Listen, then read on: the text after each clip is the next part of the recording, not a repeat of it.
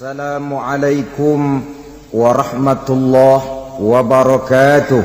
Waalaikumsalam warahmatullahi wabarakatuh. Alhamdulillah wassalatu wassalamu ala sayyidina Rasulillah sayyidina wa maulana Muhammad ibn Abdullah wa ala alihi wa sahbihi wa mawalah. La haula wa la quwwata illa billah, amma ba'du. Bapak-bapak, ibu-ibu, saudara-saudara kaum muslimin rahimakumullah. Pada pertemuan yang lalu sudah saya jelaskan bahwa hidup selalu berakhir dengan kematian. Apabila datang kematian menimpa seseorang, datanglah kiamat baginya. Itu yang disebut dengan kiamat kecil. Hakikatnya mati adalah perpindahan dari kehidupan di dunia ini menuju kehidupan di alam barzakh. Menunggu kita di alam barzakh sampai datangnya saat kiamat.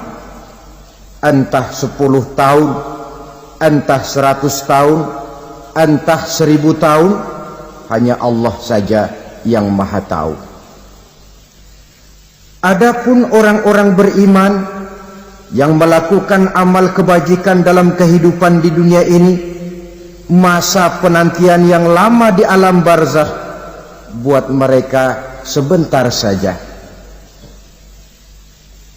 Tetapi bagi orang-orang kafir yang ingkar, yang tidak beriman kepada Allah, yang hidup di dunia cuma menumpuk-numpuk dosa, tentu penantian di alam barzakh akan merupakan waktu yang sangat lama. Bukankah dalam kehidupan kita waktu itu memang relatif? Contoh misalnya, bagi pemuda-pemudi yang sedang duduk asyik memadu cinta, waktu 4-5 jam saja rasanya cuma 4-5 menit, tenggelam oleh keasikan. Tapi buat orang yang berbaring di rumah sakit, meratap di balik-balik apa itu tembok derita kata lagu,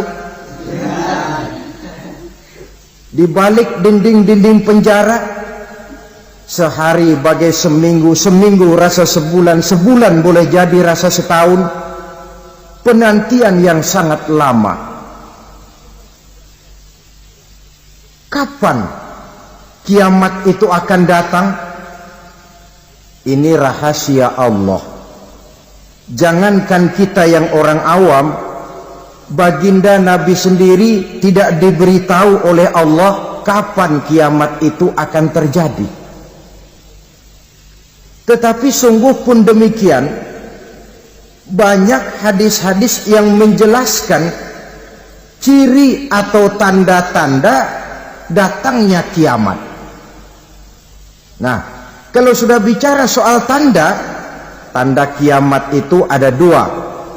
Pertama yang disebut alamatus sughra, tanda-tanda kecil. Ini waktunya masih ada tenggang. Ada yang dinamakan alamatul kubra, tanda-tanda besar. Artinya kiamat sudah diambang pintu. Apa tanda-tanda kecil dari datangnya hari kiamat itu? Misalnya kata Nabi, apabila ilmu sudah diangkat oleh Allah, artinya apabila ulama sudah banyak wafat, minat orang belajar agama berkurang, lalu kebodohan nampak merajalela di mana-mana, zina dikerjakan secara terbuka, minuman-minuman keras jadi kebanggaan.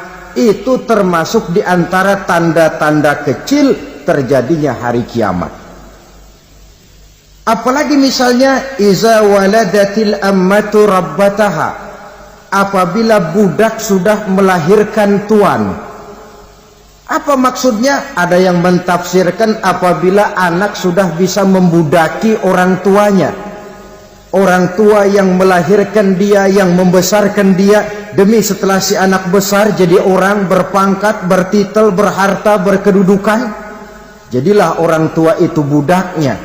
Sehingga sering dibilang kalau orang tua kaya, anak jadi raja. Tapi kalau anak yang kaya, orang tua sering jadi budak.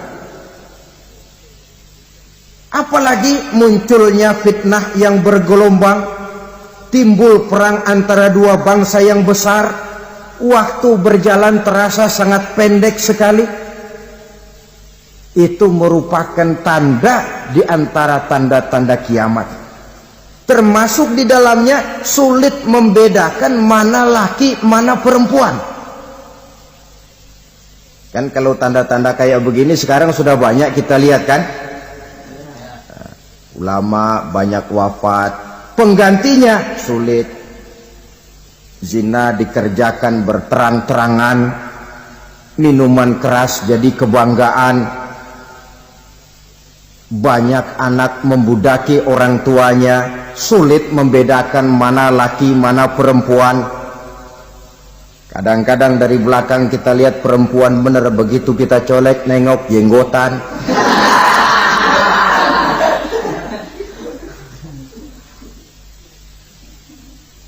Ini termasuk tanda-tanda kecil, masih ada tenggang sampai akan terjadinya kiamat itu.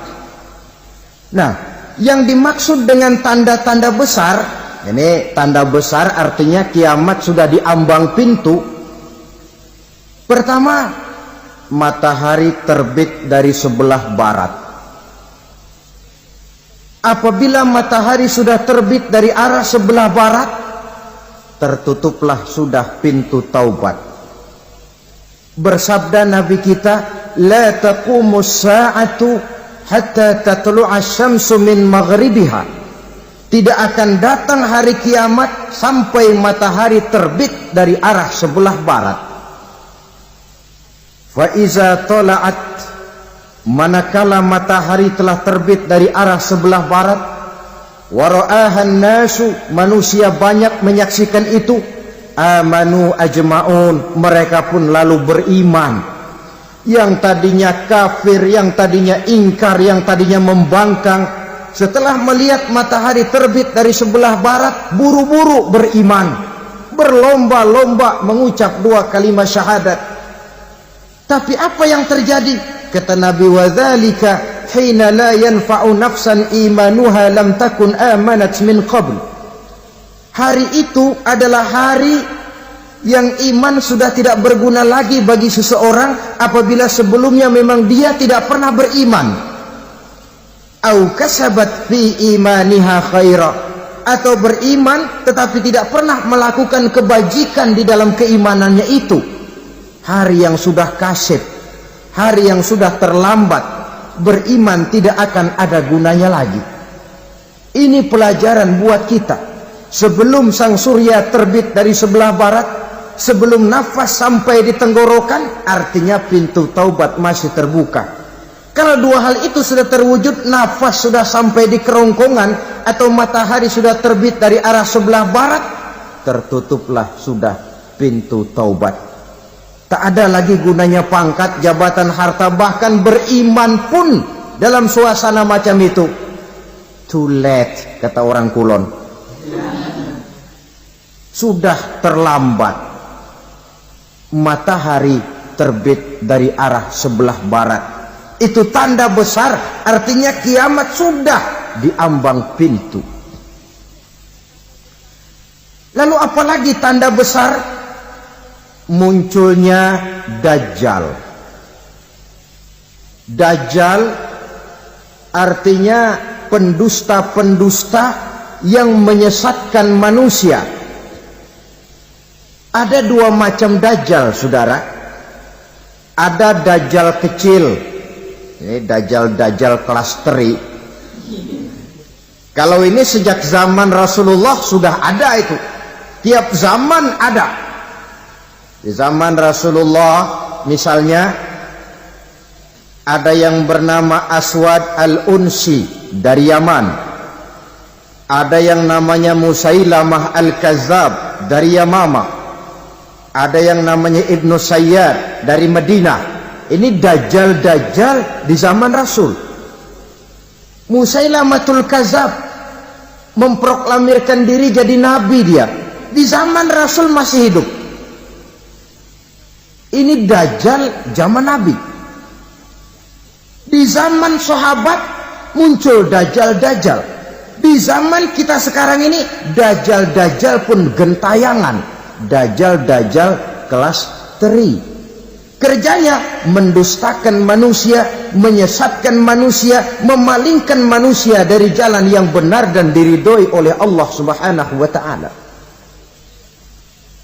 Adapun yang merupakan tanda besar dari datangnya kiamat, dajjal-dajjal kelas kakap, pembohong-pembohong besar yang menyesatkan masyarakat manusia berpaling dari jalan Allah mengikuti jalan mereka.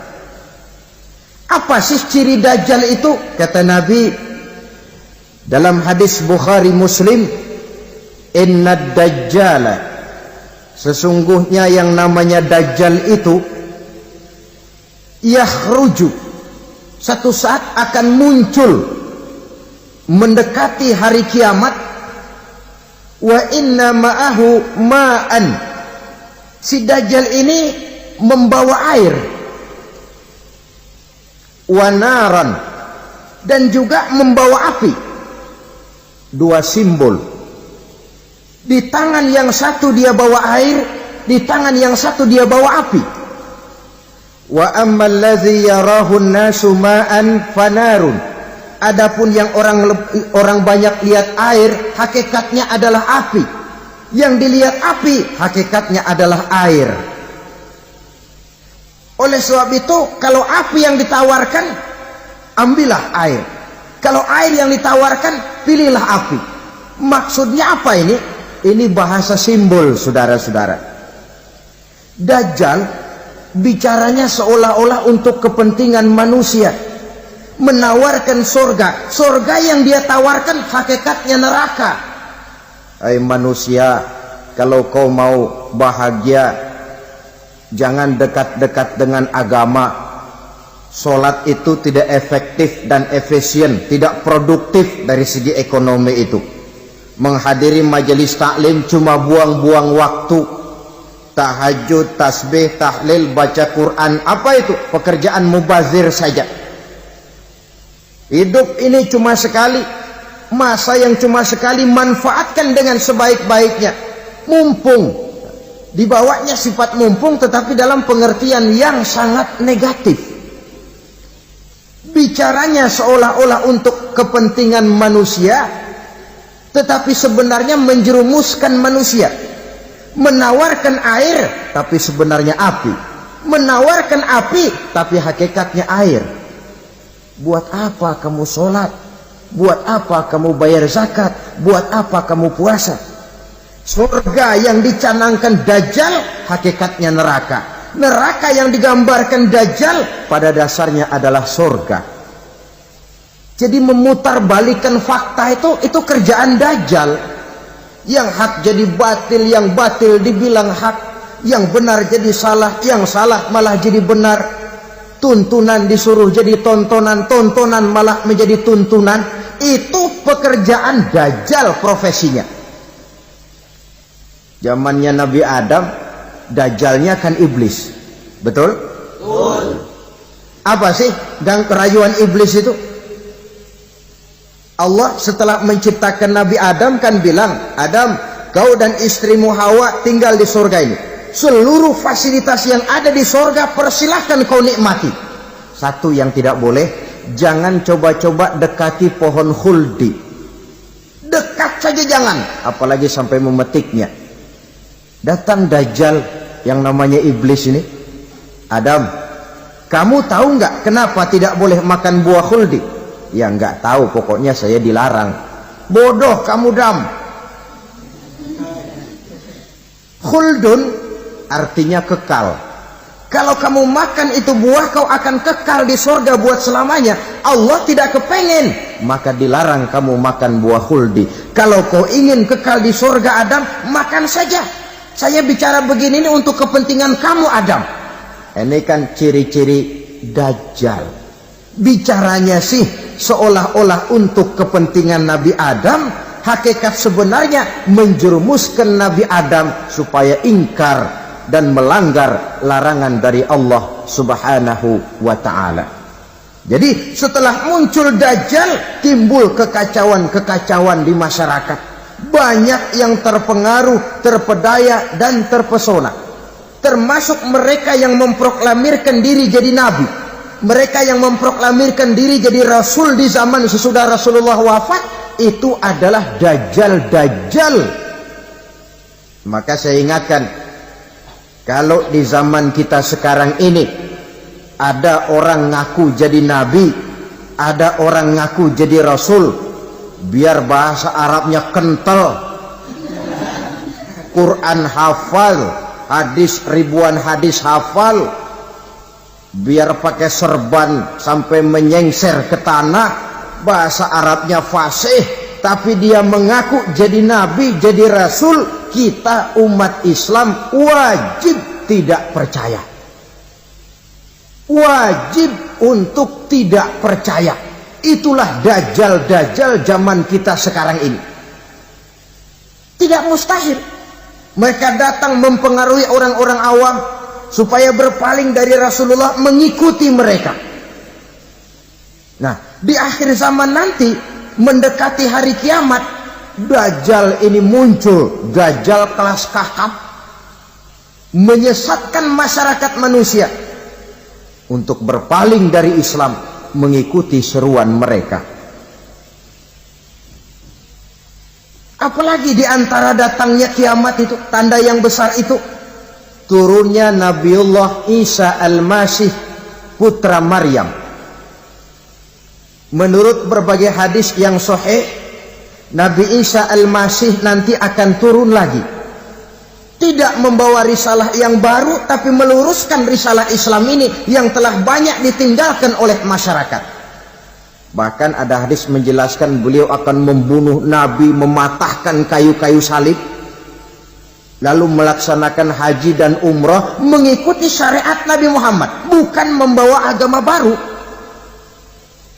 Menjadi semacam mujaddid, reformer, menyelamatkan manusia dari bisikan Dajjal. Bahkan ada riwayat yang menjelaskan bahwa Nabi Isa berhasil mengalahkan Dajjal, mengembalikan masyarakat manusia kembali kepada ajaran Islam yang datang dari Allah, dibawa oleh Rasulullah Sallallahu Alaihi Wasallam.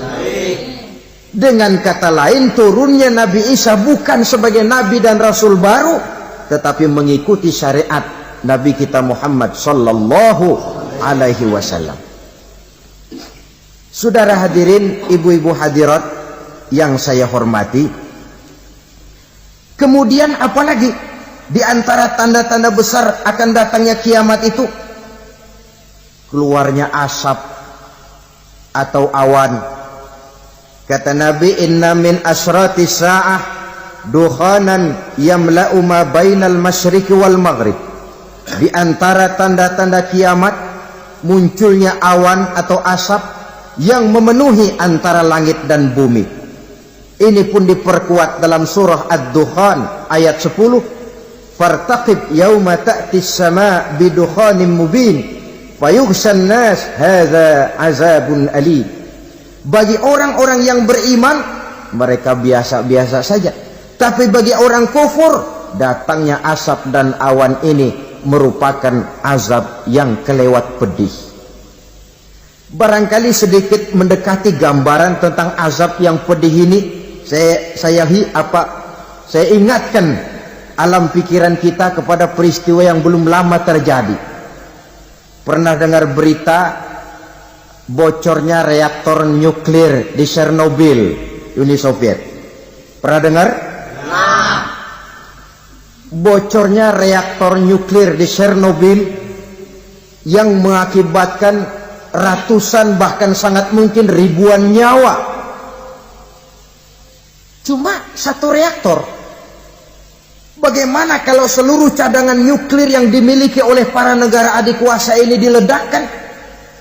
Bahkan yang konon menurut catatan, cadangan nuklir yang dimiliki bersama oleh Amerika dan Rusia sekarang ini sudah sanggup memusnahkan 6 miliar manusia. 1,5 kali lebih banyak dari jumlah manusia yang nongkrong di permukaan bumi ini. Saudara-saudara hadirin yang saya hormati, lalu saat mendekati hari kiamat, apalagi tandanya? Setelah Nabi Isa wafat, pada saat turunnya yang kedua kali, lalu Allah meniupkan angin sejuk. Semua orang-orang beriman, orang-orang baik wafat, sehingga penghuni bumi ini cuma tinggal lagi terdiri dari orang-orang kafir. Tidak ada lagi di bumi ini yang bisa mengucapkan Allah. Sehingga dalam hadis qudsi itu ada keterangan, Innallaha azza wa jalla yaqulu li Israfil. Allah pernah pesan kepada malaikat Israfil, kata Allah, Israfil, iza sami'ta qailan yaqul Allah Allah fa akhirin nafah 40 sanatan ikraman liqailiha. Hai Israfil, apabila kau dengar di permukaan bumi masih banyak orang yang mengucapkan Allah Allah, maka tunda sangkakala kiamat itu 40 tahun. Untuk apa? Ikraman liqailiha, menghormati orang yang mengucapkan Allah Allah itu. Wah, jadi karena sekarang masih banyak yang mengucapkan Allah, besar hatilah kita, masih jauh kiamat itu. Tapi jangan lupa, kiamat pribadi, kiamat kecil itu yang gak kita sangka-sangka. Ajal datang mencabut nyawa, itu kiamat pribadi. Dan itu yang pasti kita hadapi. Dan itu yang membuat kita tidak boleh bersikap main-main di dalam kehidupan sekarang ini. Saudara hadirin yang saya hormati, tidak ada lagi orang-orang muslim. Seluruh penduduk dunia ini kafir. Lalu terciptalah struktur sosial yang berlandaskan prinsip hidup semau gue. Bakal terjadilah prinsip di mana yang kaya menyantap yang miskin, yang kuat menindas yang lemah. Hidup sudah bagaikan di rimba belantara. Berlaku hukum rimba. Siapa yang kuat dia yang menang, siapa yang lemah menjadi mangsa. Timbul kekacauan, maksiat merajalela, munkarat menjadi-jadi. Sehingga isi bumi ini penuh dengan segala macam perbuatan dosa. Tidak ada perlunya lagi alam diperpanjang temponya. Datang saat yang sudah dijanjikan oleh Allah Azza wa Jalla, maka terjadilah yang disebut kiamat kubra, kiamat besar, kiamat hancur-hancuran. Bagaimana kejadian ini dimulai? Dalam surah Az-Zumar ayat 68, Allah Subhanahu wa taala berfirman, "Wa nufikha fis-suri fasa'iqa man fis samawati wa man fil ardi illa man sya'allahu." Maka manakala ditiuplah sangkakala, terkejutlah seluruh yang ada di langit dan seluruh yang ada di bumi. Bila saat kiamat datang, Allah perintah malaikat Israfil, Israfil, tiup sangkakalamu. Ditiuplah sangkakala oleh malaikat Israfil. Yang akibat daripada tiupan itu, seluruh yang ada di langit, seluruh yang ada di permukaan bumi terkejut. Yang ada di langit siapa? Malaikat kan. Bayangin aja kalau malaikat kaget, apalagi kita. Terkejut seluruh makhluk yang ada di bumi, yang ada di langit mendengar suara sangkakala itu. Bunyinya tidak sanggup kita bayangkan dahsyatnya. ledakan nuklir, ledakan neutron, belum apa-apa ketimbang bunyi sangkakala malaikat Israfil ini. Nah, lalu mendengar bunyi sangkakala ini, gemparlah makhluk, kacaulah alam. Bumi gempa, planet-planet bertabrakan, gunung meletus, air laut tumpah ke darat, angin topan bertiup, halilintar menyambar. Lalu semua yang bernama hidup mati total. Mati bareng tanpa persiapan. La haula wala quwata illa billah. Saya kadang-kadang dalam tafakur bermohon, ya Allah, mudah-mudahan saya nggak nemuin kiamat beneran. Ngeri, nggak bisa kita bayangkan macam apa suasana seperti itu. Allah saja banyak memberikan gambaran, misalnya Al-Qari'ah, wa mal qari'ah, wa ma adraka mal qari'ah. Kejadian yang menggemparkan. Tahukah kamu apa kejadian yang menggemparkan itu? Yauma yakunun nasu kal farasil mabsus wa takunul jibalu kal ihnil manfus. Pada saat itu manusia berterbangan bagai kupu-kupu, gunung berterbangan seperti kapas ditiup angin. Gunung saja macam kapas, konon lagi manusia. Kematian total, mulai semut sampai gajah mati, jin mati, iblis mati, malaikat mati. Malaikat saja mati. Saudara hadirin yang saya hormati, kematian total yang tanpa persiapan. Orang bilang, Pak, kalau mati bareng begitu yang repot malaikat maut dong ya. Cabut sana, cabut sini. Itu kalau menurut logika kita, mestinya begitu menurut logika. Tapi logika juga yang bilang nggak perlu serepot itu. Sebab untuk mematikan listrik di wilayah DKI, di wilayah Jakarta, nggak perlu tiap rumah didatengin matiin, ya lama. Cukup dari kantor pusatnya saja PLN, tekan satu tombol, gelaplah seluruh Jakarta. Saudara hadirin yang saya hormati, kematian total. Lalu setelah kematian total, planet-planet juga mati, dalam arti tidak bergerak dan beredar. Angin mati, dalam arti tidak bertiup. Air mati, dalam arti tidak ada riak gelombang. Pokoknya semua mati. Kullu nafsin za'iqatul maut, semua yang bernafas mati. Dalam ayat lain, kullu man 'alaiha fan, semua yang ada di permukaan bumi fana. Yang kekal cuma Allah Subhanahu wa ta'ala. Yang paling belakang mati malaikat maut dan malaikat Israfil. Tapi mati juga sesuai dengan janji Allah.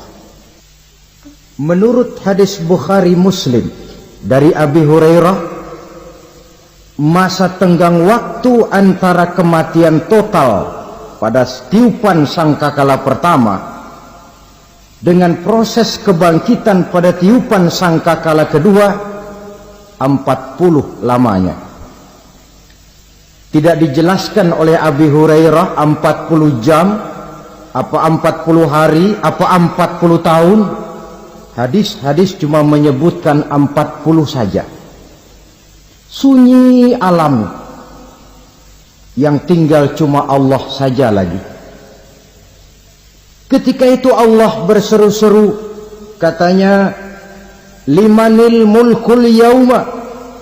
Siapa para penguasa hari ini? Mana itu raja-raja dan penguasa yang dulu mengaku jadi Tuhan? Fir'aun. Mana Fir'aun sekarang? Yang dulu jadi raja, merasa berhasil, sombong, lalu tidak mau turun-turun dari kekuasaannya. sampai kepada puncak kekurang ajarannya mengangkat diri jadi Tuhan. Mana itu Fir'aun? Namrus, mana sekarang Namrus? La ilaha illa ana. Ternyata tidak ada Tuhan lain selain daripada aku, kata Allah. Proses kemudian, saudara-saudara, turunlah hujan dari langit. 40 lamanya hujan itu. Tidak jelas juga 40 jam apa 40 hari. Setelah air turun membasahi, datanglah tiupan sangkakala yang kedua. Semua yang bernama mati bangkit dari kuburnya masing-masing. Ini yang disebut Yaumul Ba'thi, hari kebangkitan. Allahu Akbar. Pada saat kita bangkit dari kubur kita masing-masing, kumpul di padang mahsyar namanya. Bayangin aja, saya sendiri nggak sanggup bayangin. Manusia sejak zaman Adam sampai zaman kiamat kumpul bareng di tempat sama. Berapa banyaknya itu?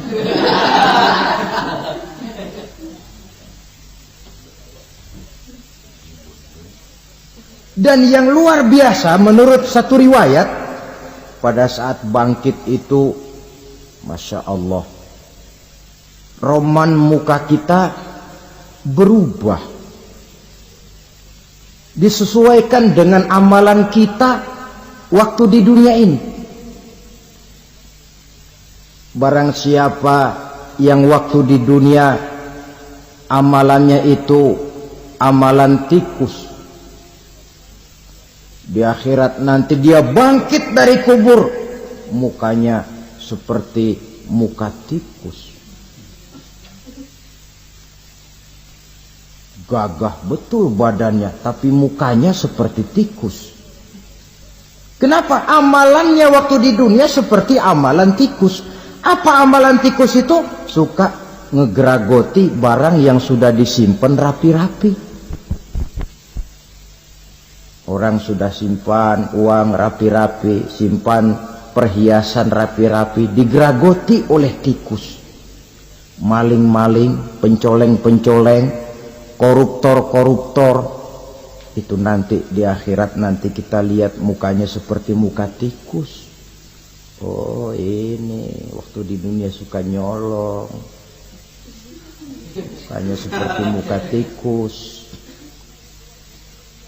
Barang siapa yang waktu di dunia ini amalannya itu amalan macan, dia akan bangkit nanti mukanya seperti muka macan.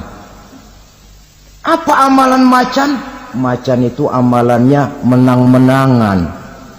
Orang yang mau menang saja nggak mau mengalah. Coba lihat di hutan, kenal hutan nggak?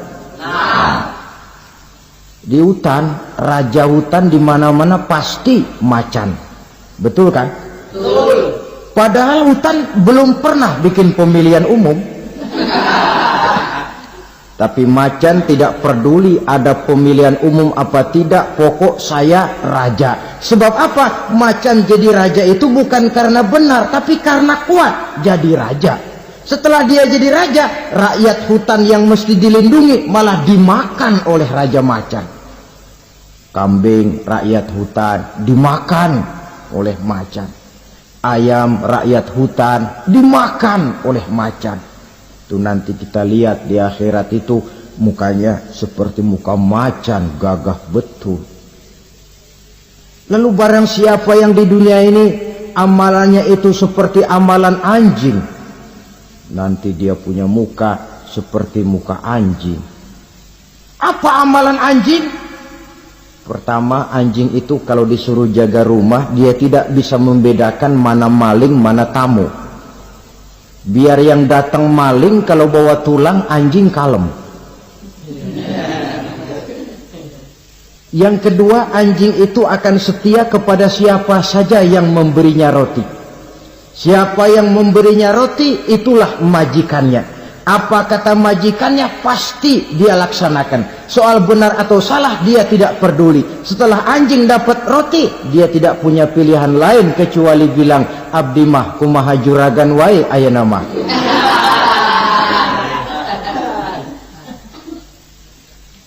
Saudara hadirin yang saya hormati, berkumpul di padang mahsyar, tiap orang sibuk dengan persoalannya masing-masing. Matahari waktu itu didekatkan oleh Allah, panas luar biasa.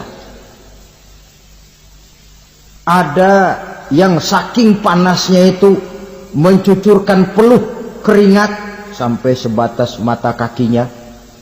Ada yang keringatnya sampai sedengkulnya, ada yang keringatnya sampai sepusatnya, ada yang keringatnya mengalir sampai sebahunya, ada yang kelelap oleh keringatnya sendiri, sementara orang di sampingnya nggak apa-apa.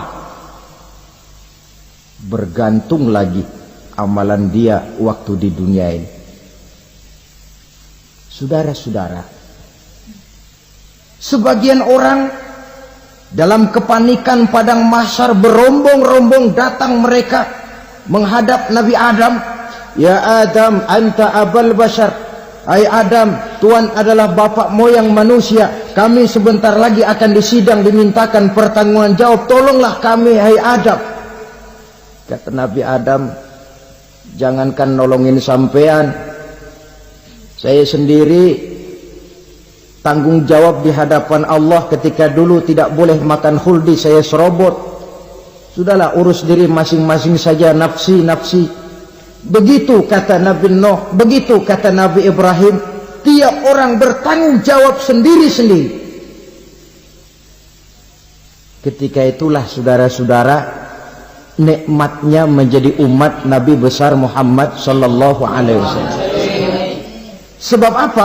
Walaupun menurut abjad kita ini umat paling belakang, kan paling belakang kita ini toh, karena Nabi Muhammad adalah Nabi akhir, tapi akan dihisap lebih dulu, lewat di atas sirat lebih dulu, masuk surga lebih dahulu ketimbang umat-umat belakangan. Ketika Rasul mendekati ajal, beliau tanyakan itu kepada malaikat Jibril. Malaikat Jibril berkata, Muhammad jangan khawatir, Allah sudah berjanji, inni haramtul jannata ala sairil anbiya hatta tadkhulaha anta, wa haramtuha ala sairil umami hatta tadkhulaha ummatuka. Surga aku haramkan buat seluruh nabi kecuali kalau engkau Muhammad sudah masuk ke dalamnya, dan surga aku haramkan buat seluruh umat kecuali kalau umatmu Muhammad sudah masuk ke dalamnya. Logikanya, walaupun menurut abjad kita umat paling belakang, bakal dihisap paling dulu, lewat di atas sirat paling dulu, masuk surga paling dulu, kalau mampir ke neraka juga paling dulu. Ya resiko. Jangan mau enaknya aja paling dulu. Saudara hadirin yang saya hormati, setelah masa kebangkitan itu jangan dikira begitu bangkit langsung diperiksa. Masih menunggu menanti ribuan tahun perhitungan padang mahsyar untuk sampai kepada proses yang disebut yaumul hisab, hari perhitungan. Seorang demi seorang bakal dipanggil. Bayangkan saja, kita se-RT saja di absen, kadang-kadang perlu waktu lama. Ini manusia sejak zaman Nabi Adam sampai datang hari kiamat, satu demi satu disidang di hadapan Qadhi Rabbul Jalil. Status sosial copot sudah waktu itu. Yang pernah jadi hartawan di situ tidak lagi kelihatan kehartawanannya. Yang pernah jadi jenderal tidak lagi dipanggil jenderalnya. Yang ustadz tidak lagi dipanggil al-mukarramnya. Seluruh status sosial selesai. Dipanggillah kita seorang demi seorang menghadap Qadhi Rabbul Jalil. Bagaimana proses penghisaban itu? Pertama, proses tanya jawab. Di antaranya ada hadis menyatakan, lan tazula qadama 'abdin yaumal qiyamah hatta yus'ala an arba'i khisalin. Besok di hari kiamat tidak akan bergeser telapak kaki seorang hamba sampai dia ditanya lebih dulu tentang 4 persoalan. Tentang ilmunya. Kemana ilmu itu diamalkan? Tentang umurnya. Di mana umur itu dihabiskan? Tentang masa mudanya. Kemana masa muda itu dipakai? Tentang hartanya. Dari mana harta itu didapat dan kemana harta itu dibelanjakan. Ini termasuk proses tanya jawab. Jadi kalau istilah pengadilan dunia, nama Fulan bin Fulan. Kamu waktu di dunia diberikan umur panjang untuk apa? Pernah mengalami masa muda, kemana kau habiskan masa remajamu? Kau diamanahkan ilmu, dengan apa ilmumu kau amalkan? Kau diberikan harta, dari mana harta kau dapat, kemana kau belanjakan? Tak seorang pun yang bisa mungkir. Sebab apa? Dikala itu yang menjadi saksi bukan orang. Yang menjadi saksi adalah seluruh anggota badan kita. Tangan bicara, kaki jadi saksi terhadap seluruh amalan yang pernah kita kerjakan pada saat kehidupan di alam dunia ini.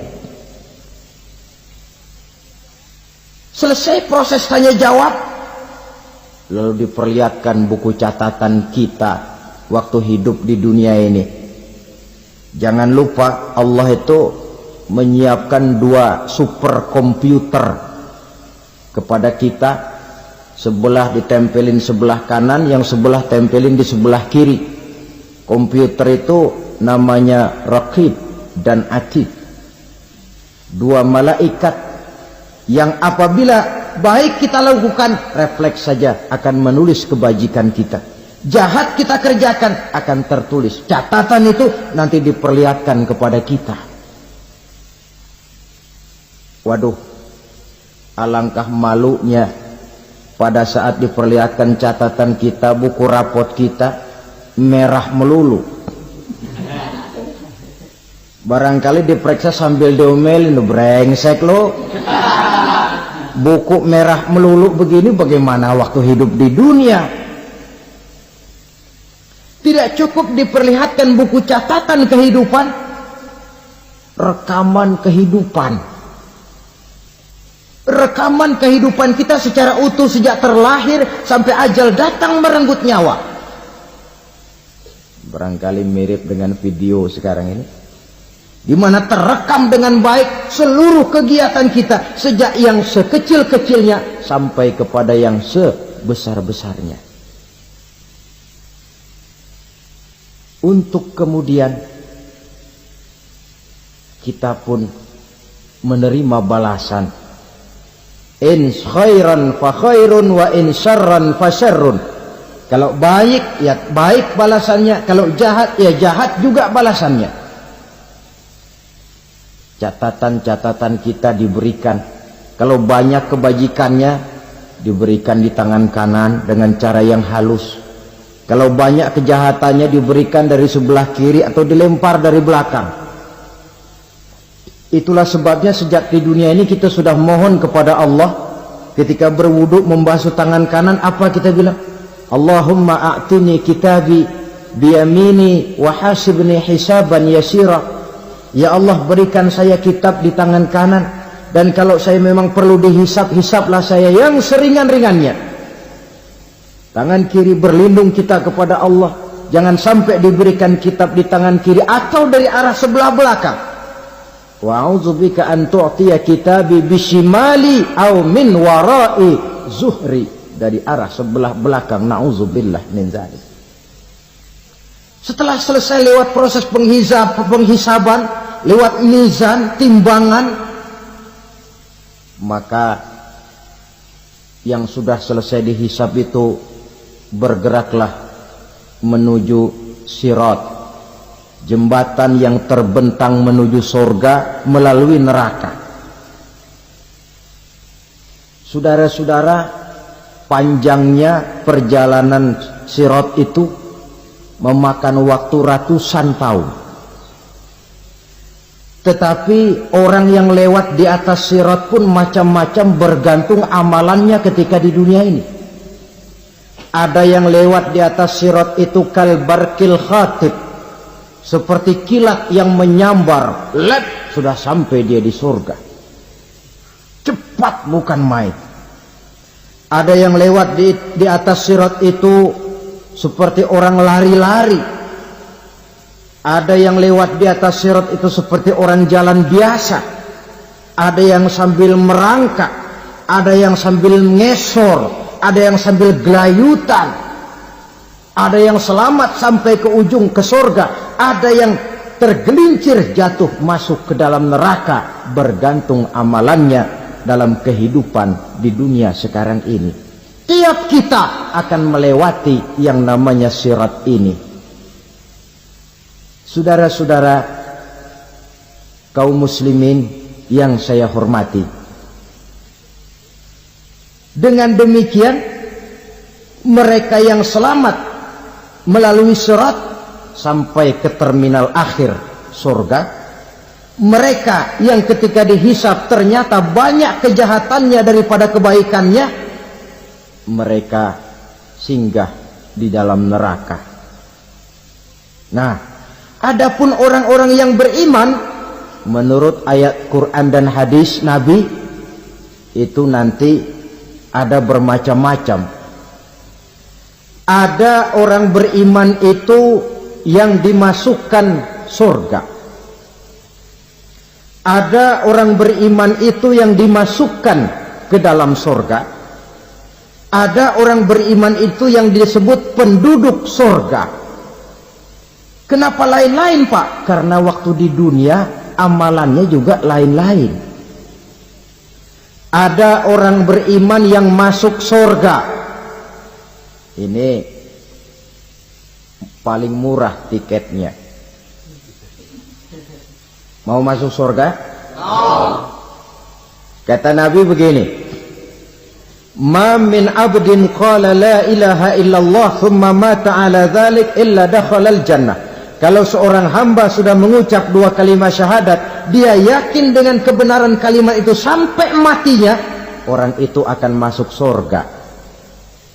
Abi Dzar yang waktu itu diajak bicara heran, ya Rasul kok gampang betul? Iya, walaupun orang itu mencuri, iya, walaupun orang itu berzina, iya, biar dia mencuri, biar dia berzina, kalau dia sudah mengucap dua kalimat syahadat, dia yakin dengan kebenaran kalimat itu sampai matinya, itu orang akan masuk surga. Jadi masuk surga cukup dua kalimat syahadat, yakin sampai mati, masuk surga. Itu perkara masuk. Tapi kalau pertanyaannya diterusin, masuknya kapan, Pak? Nah, ini lain lagi urusannya. Sebab ada yang masuknya itu langsung, ada yang mampir dulu. Di sana tempat cuma dua, kalau tidak surga, neraka. Mau ke surga tapi mampir dulu, yang mampirnya jelas di neraka. Kenapa? Dalam hadis qudsi ada riwayat, nanti itu di akhirat, setelah Allah selesai mengatur penduduk surga masuk surga, yang neraka masuk neraka, Allah berkata kepada malaikat Malik, malaikat Malik, labaik ya Allah, itu bajingan-bajingan tengik, manusia-manusia durjana yang waktu di dunia tidak mau sujud, jauh dari ulama, gemar melakukan yang munkarat dan maksiat, hidup di tengah masyarakat selalu jadi bibit keonaran, kufur, sudah masuk neraka semua. Sudah ya Allah. Nah, kalau sudah, coba sekarang kamu masuk, Malik. Saya, iya, masuk neraka. Mau apa ya Allah? Kata Allah, akhriju minan nar man kana fi qalbihi misqala habatin min khardalin min iman. Kau masuk neraka, cari di dalam neraka orang-orang yang ada imannya walaupun kecil sebesar biji zarah, angkat mereka keluar. Masuk malaikat Malik ke neraka, cari orang yang ada imannya, korek-korek. Ya repot, udah pada gosong. Yang ada imannya diangkat ke atas, yang ada imannya diangkat ke atas. Lalu dimandikan di Nahrul Hayat, namanya sungai kehidupan di akhirat nanti. Cakep lagi rupanya, bersih lagi wajahnya, apel di hadapan Allah. Kata Allah, bagaimana mas? Kapok nggak sampean?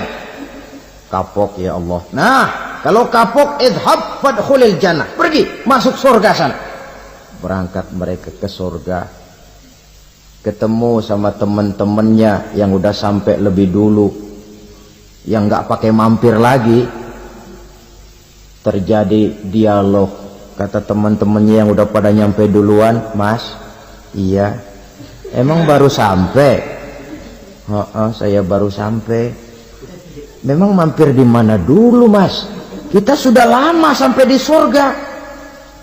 Saudara buka surah Al-Muddatsir ayat 34-35. Ma salakakum fis saqar? Kenapa kamu mampir di neraka Saqar? Qalu lam naku minal musallin. Mereka menjawab, kami mampir di neraka Saqar mas, gara-gara dulunya kami waktu di dunia tidak pernah sholat. Tidak pernah sholat? Tidak pernah. Karena rumahnya dekat masjid. Cuma dekat doang mas. Sholat mah enggak saya. Enggak pernah ngasih makan fakir miskin. Tidak pernah hadir di majelis taklim. Pendeknya tidak pernah melakukan kebajikan. Maka saya pun mampir di neraka Saqar. Untung betul saya punya iman mas, sedikit. Waktu hidup di dunia dulu saya pernah mengucap 2 kalimat syahadat. Sekali-kalinya waktu mau kawin. Masya Allah. Untung saja kawin. Kalau nggak kawin polos.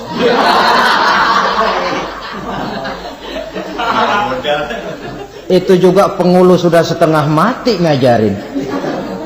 Asyhadu alla, asyaduaan, asyaduaan.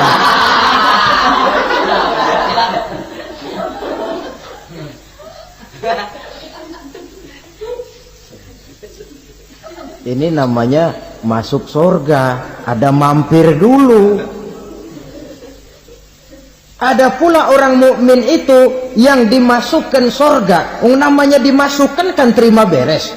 Saya masuk ke rumah, jalan sendiri, cari tempat sendiri. Saya dimasukkan ke dalam rumah, terima beres. Pokok ada di dalam, itu dimasukkan namanya. Nggak pakai mampir. Tapi tentu tiketnya lebih mahal ketimbang yang pertama tadi. Apa kata Allah? Innal ladzina amanu wa amilus solihat la ukaffiranna anhum sayyi'atihim wa la udkhilannahum jannah. Sesungguhnya orang-orang yang beriman kemudian beramal soleh, kami hapuskan segala dosa dan kesalahannya, kami masukkan mereka ke dalam surga. Lihat ayatnya. Allah yang memasukkan, kita yang dimasukkan. Tidak pakai transit, tidak usah mampir. Cuma tidak cukup syahadat, tidak cukup amanu, tapi diiringi dengan wa'amilus salih. Iman, amal. Tidak cukup syahadat, lalu dibuktikan dia sholat, dia zakat, puasa, lalu dia melakukan berbagai macam kebajikan. Ini yang menyebabkan dia tidak pakai mampir di tempat yang bernama Saqar. Lalu ada pula orang mukmin itu yang disebut penduduk surga. Wah, ini sudah VIP ini. Ashabul jannah, penduduk surga. Siapa mereka? Kata Allah, innal ladzina amanu summa istaqamu fala khaufun 'alaihim wala hum yahzanun ulaika ashabul jannah hum fiha khalidun. Sesungguhnya orang-orang yang beriman lalu istiqamah, tetap dalam melaksanakan perintah Allah, tidak goyang, tidak labil tapi stabil, istiqamah, mereka tidak takut dan tidak bersedih hati. Merekalah penduduk surga. Iman, istiqamah. Tidak punya duit, sembahyang. Banyak duit, sembahyang.